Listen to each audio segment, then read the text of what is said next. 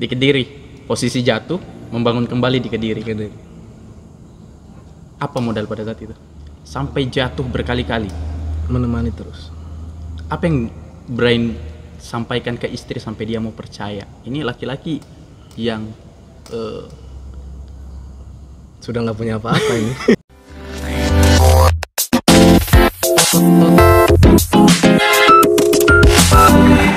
Assalamualaikum warahmatullahi wabarakatuh. Kembali lagi bersama saya Surahmanto Sukirman. Jadi pada temu wacana kali ini saya sudah bersama dengan Brian Anggara. Beliau adalah seorang pengusaha muda eksportir kelapa di Sulawesi Tengah. Jadi sedikit saya ingin mengulik kisah inspiratif dari seorang Brian. Brian, gimana kabar? Alhamdulillah. Terima kasih sudah mengizinkan temu wacana untuk mampir di tempat Anda.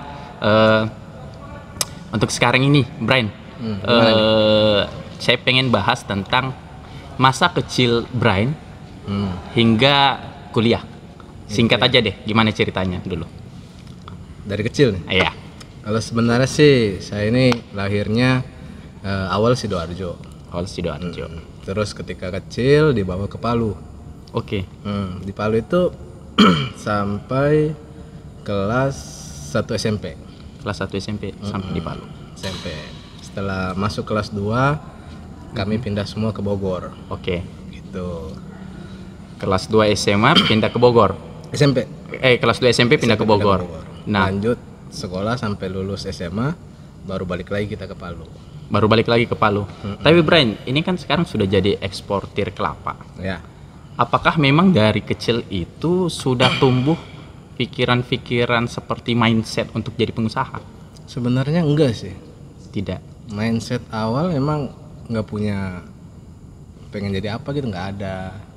Jadi mengalir aja yang dididik oleh ibu. Kamu kesini, kita ikut aja dulu, gitu kan.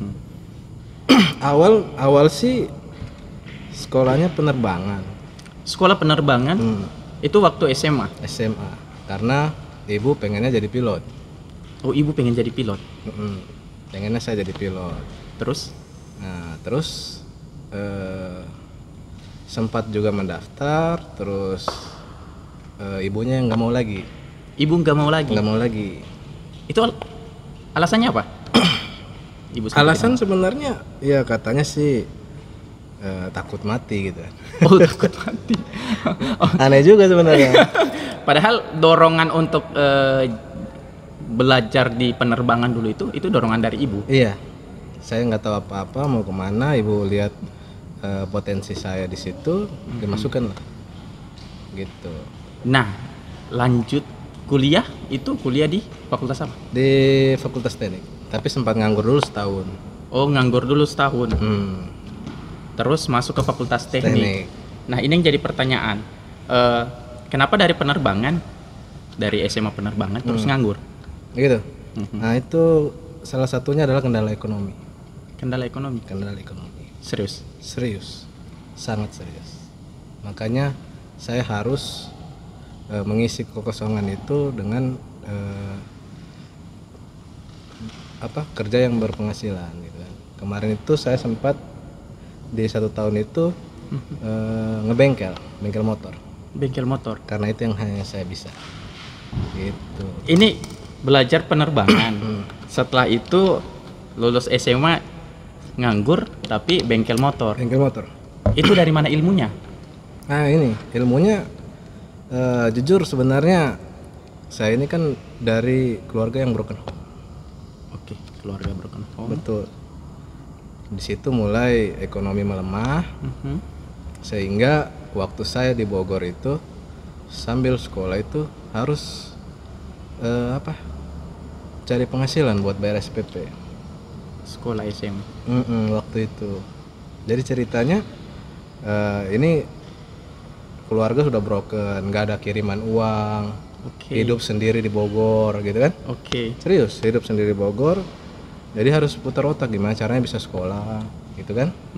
Nah, akhirnya karena saya hobi main motor, punya teman di bengkel, saya nebeng di situ, ikut tambal ban, nanti diajarin lagi bongkar mesin, diajarin lagi ini itu.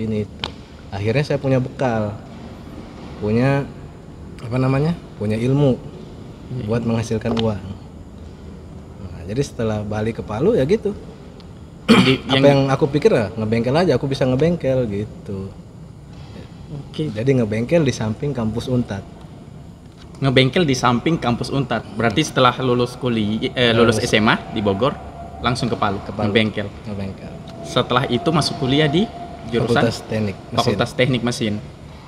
Nah, sekarang ini kan Bray ini jadi eksportir kelapa. Iya.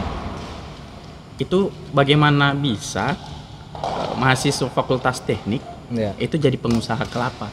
Ya. Bisa diceritakan tidak? Itu kan tidak nyambung gitu. Nggak nyambung, ya?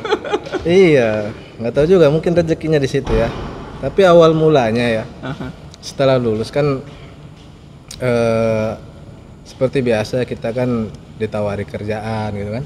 Lagi kan di teknik agak lebih cepat lah kabar berita bahwa oh ini anak teknik udah lulus, ditarik, direkrut oleh perusahaan-perusahaan gitu kan. Oke. Jadi saya waktu itu habis lulus langsung ditawari kerja pada saat itu di perusahaan SSC, itu tentang perusahaan manufacturing, jadi buat alat segala macam gitu. Nah, tapi situ aku hanya 1 bulan. Itu tadi aku mikirnya gini, di SSC itu aku jadi bagian marketing, kan? Dikasih target untuk hasilkan pendapatan buat perusahaan itu sebanyak 400 juta per bulan. Nah, dalam waktu nggak nyampe 1 bulan itu aku udah dapet sekitar 450 atau 500, aku lupa. Nah, itu kan lebih dari target kan? Betul. Jadi aku mikir kalau aku masukin penghasilan tersebut di perusahaan aku sendiri, itu kan lumayan. Daripada aku kerja cuma digaji berapa gitu kan, profitnya buat perusahaan lain. Nah, dari situlah aku resign dan coba-coba bisa bikin apa gitu. Akhirnya waktu itu ada permintaan vanili. Di situ saat vanili aku cari keliling Sulawesi itu nggak ada. Dulu pernah ada, tapi sekarang udah nggak ada. Ini yang cari ini orangnya dari mana? Kemarin itu ada orang Amerika. Amerika. Stay-nya di Bali. Oke. Nah, dia calling minta vanili gitu kan. Jadi setelah aku keliling Palu, Sulawesi Tengah gitu nggak ada. Yang banyak adalah kelapa. Iya, yang banyak selama saya keliling Palu sampai ke Toli-Toli, sampai ke Buol gitu kan, sampai ke Ampana, sampai ke Bunta, itu kelapa semua pinggir jalan. Nah, situ timbullah ide, ini kelapa bisa jadi apa gitu kan. Di pasar 5.000 gitu kan. Peminatnya cuma sedikit, sedangkan kelapa ini melimpah. Betul. Nah, dari situlah mulai cari market. Tapi sebelum kita masuk di kelapa, gimana? Gimana waktu masa kuliah? Ini kan dari keluarga broken home. Betul. Terus 1 tahun nganggur, buka bengkel. Iya. Terus kuliah. Itu bagaimana dengan kuliahnya sementara ini buka bengkel? Apakah bengkel ditutup? Dan bagaimana proses kuliahnya pada waktu itu? Ya, jadi saat itu aku sedang ngebengkel nih. Datang mahasiswa teknik, aku nggak tahu kan, belum kenal saat itu. Senior mahasiswa teknik mesin, kalau nggak salah angkatan 2009. Mereka datang ngebengkel karena bannya bocor. Oke. Nah, aku sedang nambal, dia ngomong dia nggak kuliah. Enggak kak, gini aja nggak mampu kuliah. Enggak, kuliah aja, banyak beasiswa apa segala macam, diiming-iming lah. Nah, terus aku juga kan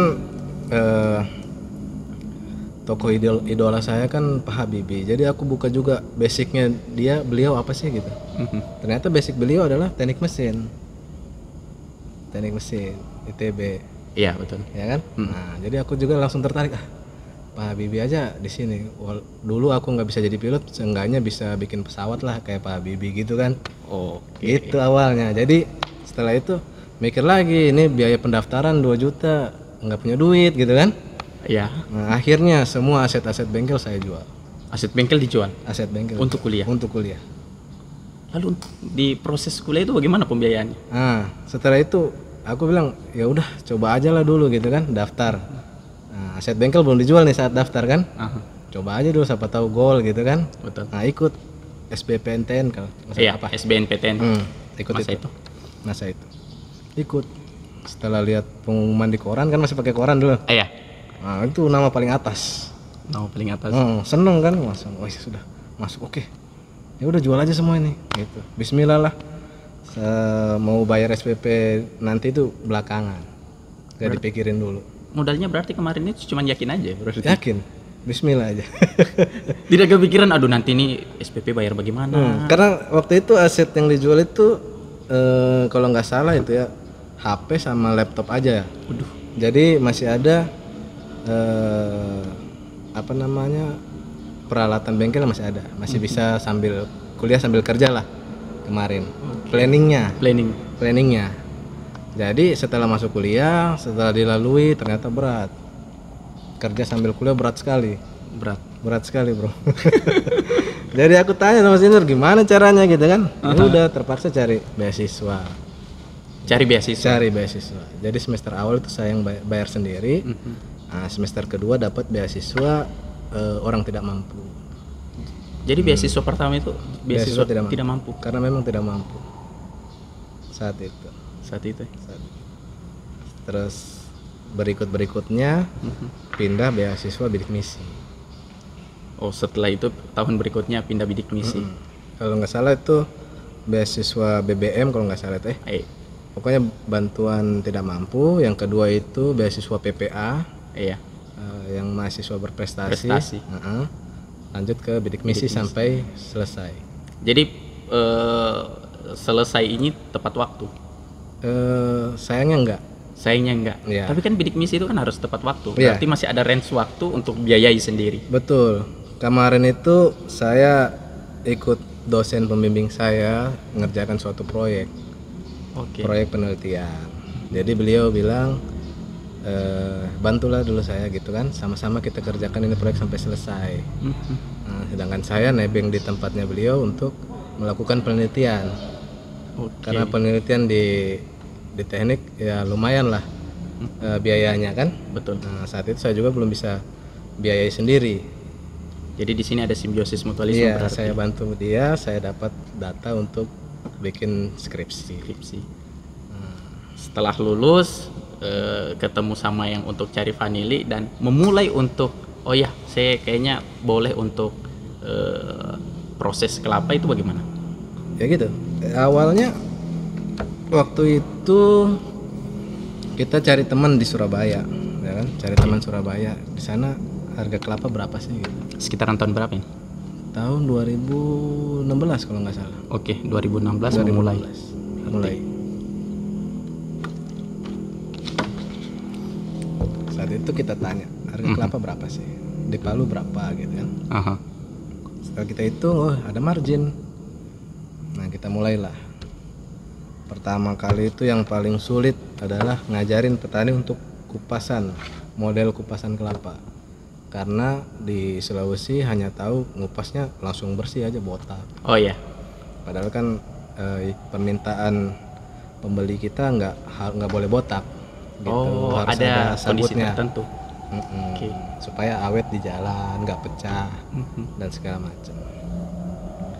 Jadi seiring berjalan waktu itu, ya mulai datang orang-orang luar negeri yang minta suplai bahan baku ke pabrik mereka. Orang luar negeri. Pada saat itu, kalau nggak salah negara Thailand awal. Pertama kali untuk ekspor Thailand. Dilanjutkan Cina. Cina paling banyak. Dan yang dikirim ke sana apakah kelapa to ataukah memang ada proses seperti kopra? Pada saat itu masih kelapa to. Kelapa nama aslinya kupas babi. Nah, Brian, untuk memulai awal ini kan tadi katanya Modal itu belakangan, yang penting Betul. keinginan dan ide dulu. Betul Nah, sekali. bagaimana bisa memulai kepada petani-petani untuk bisa mendistribusikan kelapa mereka?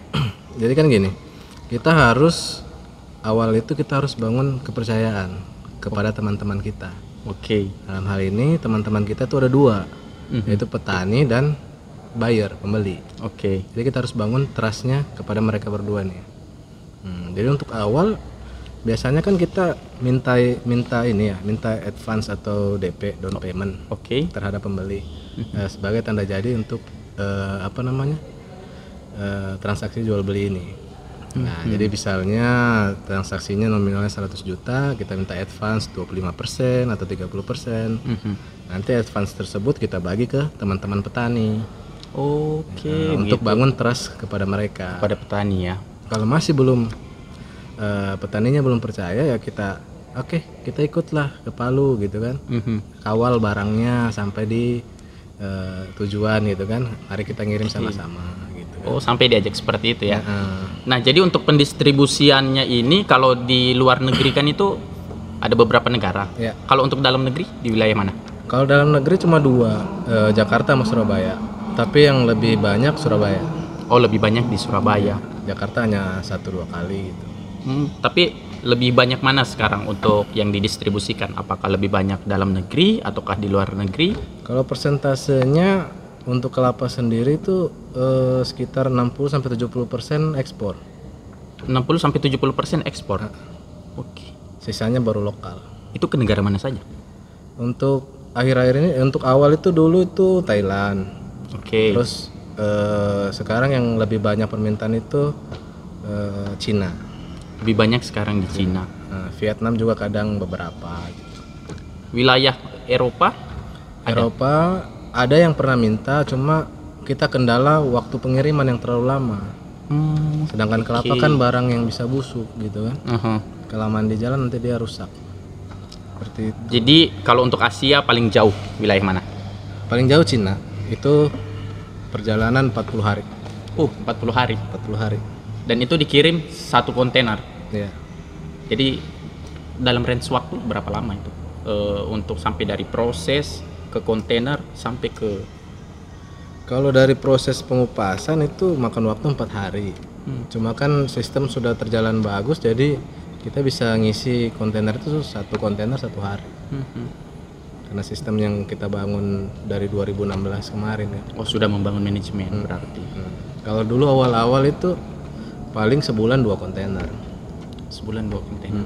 Karena kita persiapan di desa ini 1 truk, desa ini 1 truk. Udah cukup 1 kontainer baru berangkat, kan gitu. Nah, boleh tidak bocoran sedikit aja? Omset untuk 1 kontainer kelapa. Omsetnya. Omsetnya itu sekitar, kalau 40 feet itu di 80 saat ini, 80 juta. 80 juta. Kalau 20 feet main di 40 lah. Itu 1 kontainer. 1 kontainer. Itu bersih kembali ke ini. Itu omset.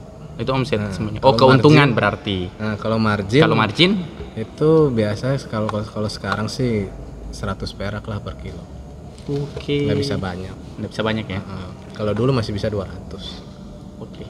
Nah, ini kan jalannya main ke luar negeri, ke dalam negeri. Ada tidak pemerintah turun tangan untuk sebagai penghubung itu? Kalau penghubung enggak sih, cuma banyak dari teman-teman aja. Oh, berarti ini memang pure ke teman-teman. Teman-teman. Jadi teman ngobrol, ngambil kelapa dari mana, dari Indonesia sebelah mana, ini kontaknya, nanti mereka hubungi langsung kalau sekarang. Oh, seperti itu. Jadi memang ini pemerintah belum pernah dirasakan ada bantuan ke Brian. Kalau ke saya nggak ada. Cuma dulu pernah ada sih teman dari Pemkot Palu, kalau nggak salah kemarin itu pelepasan kontainer ekspor gitu, isinya kelapa. Cuma waktu itu saya berkendala nggak bisa hadir, kebetulan lagi di Surabaya jadi nggak tahu ceritanya. Oke. Berarti ini pure berdikari ya. Iya.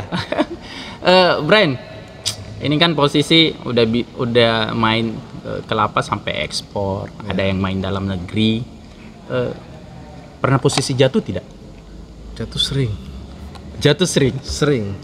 nggak bisa dihitung. Bisa diceritakan proses jatuhnya dan healing mental untuk bangkit dari situ. Gitu ya. Proses jatuhnya itu, kalau yang awal jatuh yang saya ingat sekali itu waktu tahun 2016. 2016. Nah, kita ada supply ke pabrik santan di Indonesia. Oke. Berhubung pabriknya lagi ada trouble, masalah AMDAL dan segala macam. Nah, pembayaran payment kelapa kita itu terpending. Pembayaran kelapa terpending. Itu modal saya saat itu di sana semua. Modal di sana semua. Di sana semua. Jadi kegiatan di Palu terhenti. Bukan cuma saya, teman-teman saya gitu. Jadi bingung sudah mau gimana gitu kan. Nah, istilahnya udah bangkrut kan. Duit di sana semua. Ketika kita cross check, ternyata pabrik sudah melakukan pembayaran. Oh, berarti ada semacam penipuan dong? Iya, itu di pihak supplier ke pabrik tersebut. Kan untuk menyuplai ke pabrik itu harus ada PO. Oke. Nah, ada orang yang pegang PO tersebut. Oke. Sedangkan kita konfirmasi ke pabrik bahwa pabrik sudah bayar semua. Termasuk punya teman-teman saya yang di Palu. Itu sekitaran berapa kerugian pada saat itu? Pada saat itu modal saya hanya 180 juta dan semuanya ke sana. Semuanya ke sana. Semuanya ke sana. Habis. Pada saat menghadapi itu, Iya. apa yang Brian lakukan untuk kembali tumbuh? Karena itu kan 180 juta loh bro, itu nggak sedikit itu. Hilang, ya, masya Allah. Jadi healing mentalnya tinggal berdoa aja. Berdoa dan hijrah. Saat itu saya hijrah. Hijrah maksudnya hijrah ini seperti apa? Karena kondisi kita di sini sudah tidak baik kan, artinya sudah down saat itu. Saya sama ibu putuskan untuk hijrah. Hijrahnya kemana juga nggak tahu pada saat itu. Yang jelas kita hanya jalan. Ini mau hijrah tapi tidak tahu mau kemana. Iya. Kita jalan aja. Jalan berdua naik mobil. Itu kemana? Itu pertama kali tuh jalan dari Palu ke Poso.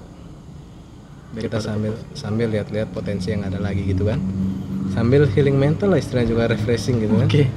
Nah saat itu uang tersisa itu hanya tinggal kalau nggak salah 6 jutaan.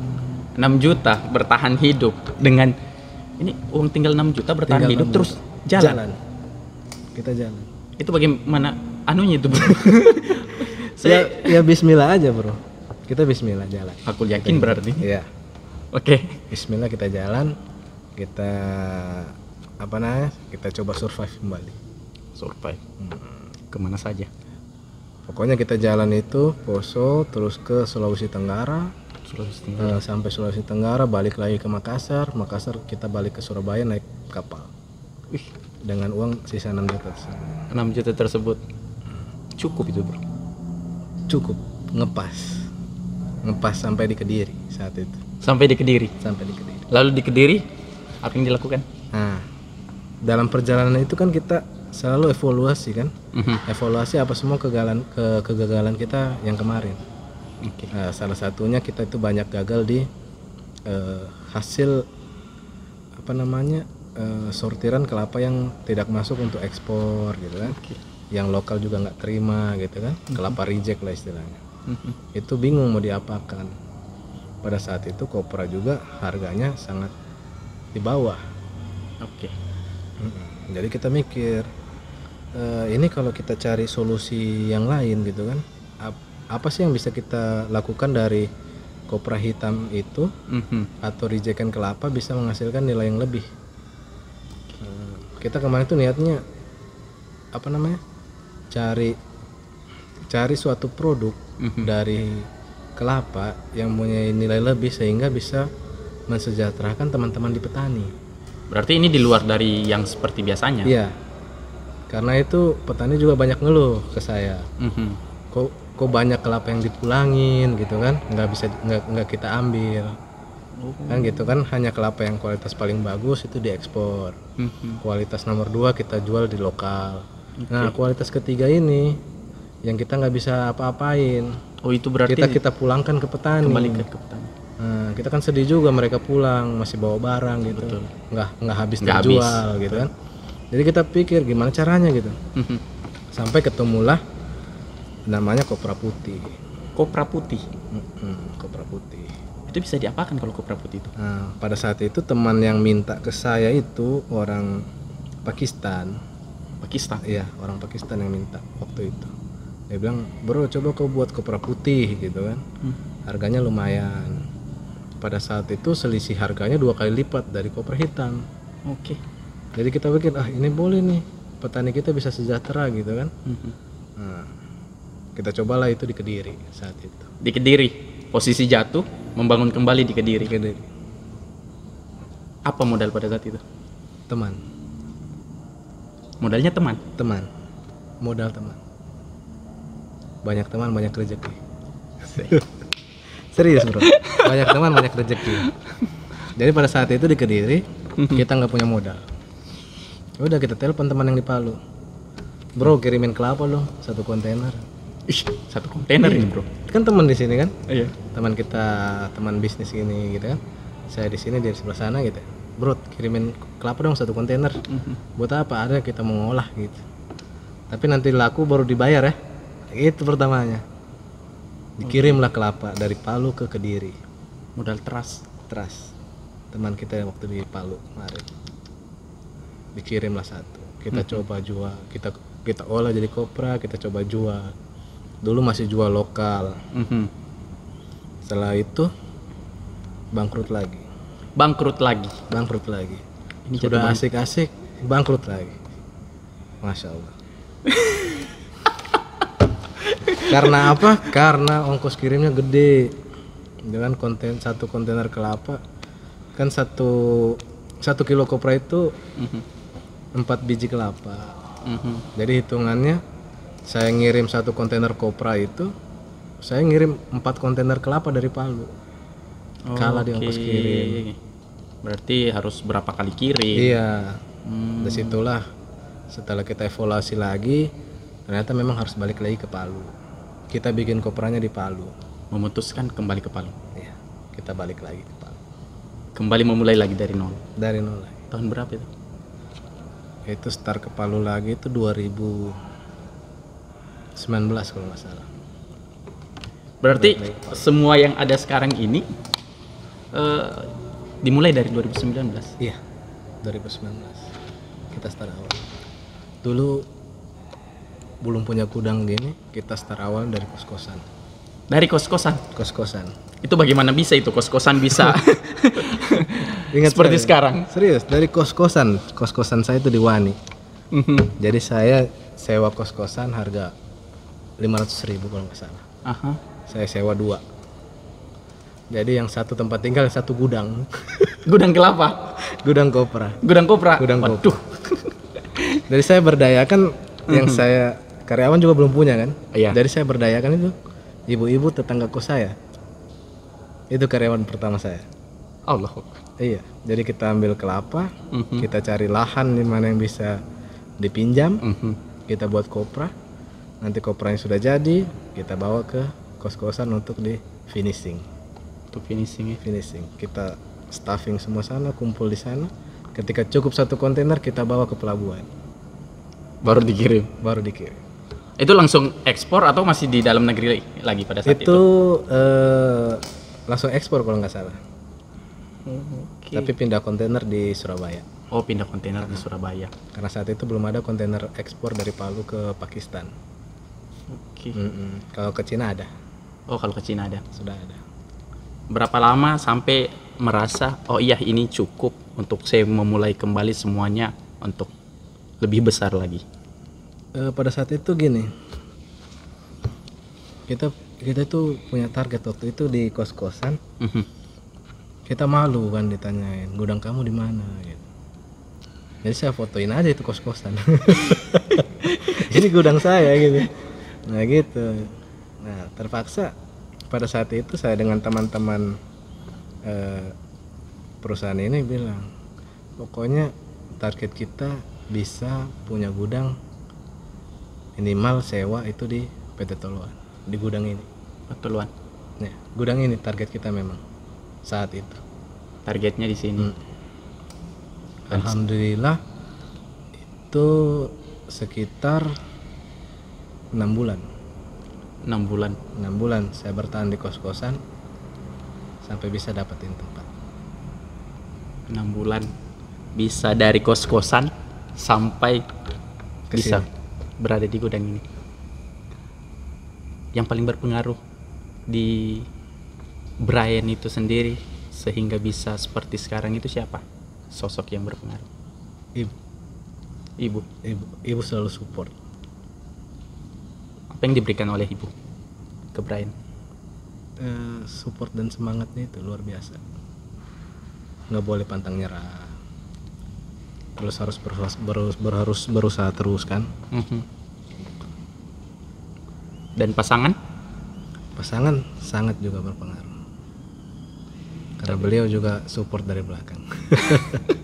Tapi gini Brian, Gimana?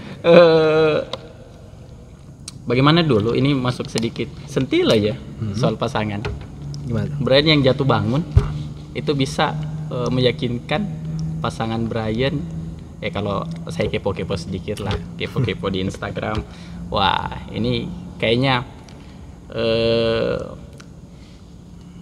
istri cakep ya. Alhamdulillah. Brian ya boleh lah dompetnya. Ada. Nah, meyakinkan dulu itu bagaimana? Ini jatuh bangun ini mau yakinkan perempuan bisa diterima dan menimang seorang perempuan itu bagaimana? Ya gitu. Yang juga. Kalau istri itu dulu support saya dari waktu kuliah. Oh, sejak kuliah. Kami ketemu itu di KKN. Oke. Berarti dulu posisinya Brian itu masih dekil dulu ya? Oh, dekil sekali. Apalagi kita di teknik mesin, teman tiap hari besi dan oli kan. Iya, hitam sekali gitu kan. Jadi ketemu di KKN, ya entah kenapa beliau bisa jatuh cinta kepada saya kan. Asik. Itu hanya beliau dan Allah yang tahu kan. Iya. Nah dari situ beliau mulai support. Dari saya kuliah kita itu supportnya gini, kita saling saling nunjukin siapa yang bisa cepat kuliah. Oke. Balapan jadinya. Berarti di situ ada semacam persaingan sehat. Iya. Jadi kita saya duluan gitu. Dan akhirnya beliau duluan yang lulus. Selesai. Akhirnya saya nyusul. Makanya beliau ngikut dari awal saya rintis bisnis juga. Beliau menemani Sampai jatuh berkali-kali. Menemani terus. Apa yang Brian sampaikan ke istri sampai dia mau percaya? Ini laki-laki yang sudah nggak punya apa-apa ini. saya mau cari bahasa halus untuk itu. Pokoknya sudah nggak punya apa-apa, sudah bokeh. Terus tetap ditemani. Apa yang Brian sampaikan ke perempuan itu? Ini kan tidak banyak perempuan mau bertahan ke laki-laki yang sedang berusaha dari nol. Mungkin itu rezeki saya dapat wanita yang hebat seperti dia. Saya hanya katakan sabar, kita usaha. Seperti itu aja. Setiap kali jatuh aku bilang aja sabar. Setiap jatuh sabar, kita usaha. Seperti itu. Dan alhamdulillah dia mau menemani saya sampai saat ini. Dan dia adalah dan dia mengambil keputusan yang tidak salah sampai dengan saat ini. Brian, Anda jatuh berkali-kali dan sampai dengan saat ini tentu banyak pengkhianatan di luaran sana. Tentu banyak cacian di luaran sana. Betul. Bagaimana Anda menghadapi itu? Saya menganggapnya seperti ini. Cacian dan makian itu hanya sebagai pecut buat saya dorongan untuk bisa lebih maju. Jadi itu saya anggap sebagai support. Mereka mencaci saya, mereka mengkhianati saya, ya udah biarin aja. Biarkan saja. Kita evaluasi diri kembali. Apa yang salah di kita perbaiki. Seperti itu saja. Jadi kembali ke diri sendiri. Jadi jangan jadikan mereka itu penghalang atau penghambat. jadikanlah mereka batu pijakan. Dan sekarang Brian bisa buktikan. Iya. Alhamdulillah. Brian, seorang pengusaha itu biasanya ada tokoh-tokoh yang mereka jadikan panutan. Kalau tadi waktu masa kuliah ada Pak Habibie jadi panutan. Betul. Sekarang itu siapa? Kalau sekarang belum ada. Belum ada. Belum ada. Banyak loh pengusaha di luar sana yang berhasil. Di mata Brian belum ada. Iya. Karena begini. Oke. Anggaplah pengusaha besar kayak Pak Bob Sadino, betul kan? Siapa yang kemarin yang menjadi wakil presiden? Sandiaga Uno. Nah, Sandiaga Uno. Mereka kan pengusaha-pengusaha. Cuma masalahnya gini, nggak akan, jika aku jadikan mereka panutan dan ingin menjadi seperti mereka, itu nggak akan bisa. Karena Sandiaga Uno ya Sandiaga Uno, Brian ya Brian, Pak Bob ya Pak Bob. Nggak akan ada Pak Bob yang kedua atau Sandiaga Uno kedua. Sama seperti Pak Habibie, nggak akan ada Pak Habibie yang kedua. Jadi jadilah diri sendiri. Jadilah diri sendiri. Jadilah diri sendiri. Oke, terakhir Brian, pesan kepada mereka yang sedang jatuh bangun untuk memulai usaha. Sedikit dari Brian. Jadi gini, buat teman-teman sana yang sedang jatuh atau yang lagi keluarganya broken home kayak saya gitu kan, nggak usah bersedih. Sedih boleh, tapi 1 hari aja. Setelah itu bangun dan kejar mimpimu. Itu. Brian, terima kasih banyak sudah mengizinkan Temu Wacana untuk berkunjung di tempat Anda. Sangat low profile dan semoga ini bisa menginspirasi kepada seluruh penonton Amin. Temu Wacana. Dan tetap stay tune di Temu Wacana karena setiap temu yang kami wacanakan selalu ada inspirasi yang kalian tatap. Wassalamualaikum warahmatullahi wabarakatuh.